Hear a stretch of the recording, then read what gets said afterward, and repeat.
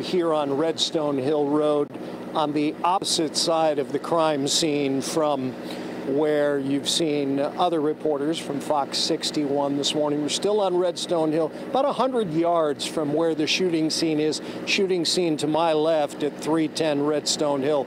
We talked to some residents from whom you'll hear later that said, one lady said it sounded like the shooting was happening in their apartment parking lot. That's how loud it was. She said it was rapid fire. Sources have told us a little bit of information about how everything went down last night. We're working to confirm that information before we report it to you. But my photographer give you a good shot of the sea of officers from around the state that have joined here in prayer in a time of reflection for the two fallen officers, Sergeant Dustin DeMonte and Officer Alex Hamzy.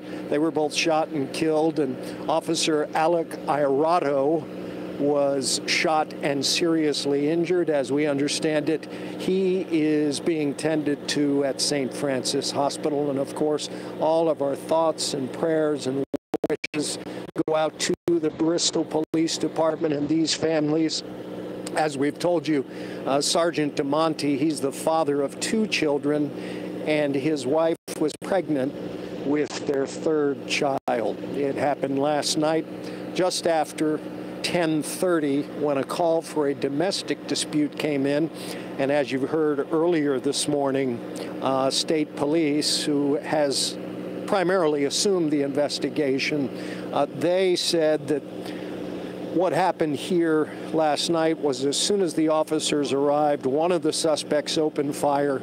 He was shot and killed, and then another of the individuals involved in the domestic dispute, they were two siblings, he was also shot. His status is unknown at last check. But, you know, you can see officers from Bloomfield to Newington to Greenwich to Watertown, and of course, probably every single sworn-in officer from the Bristol Police Department is here on Redstone Hill Road.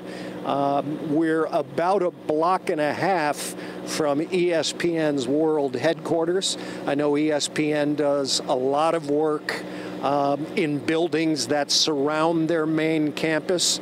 There's no word if they had any shelter in place or anything like that late last night, but still developing, still a lot of details as to truly why the officers were called here to 310 Redstone Hill Road. But again, for about the past 30 minutes, officers have been standing here silently, some crying, some hugging one another, some simply reflecting on what happened last night. Again, two Bristol officers shot and killed in a domestic dispute related incident. You see some of the officers are leaving now. We've got a Manchester officer or two, Rocky Hill.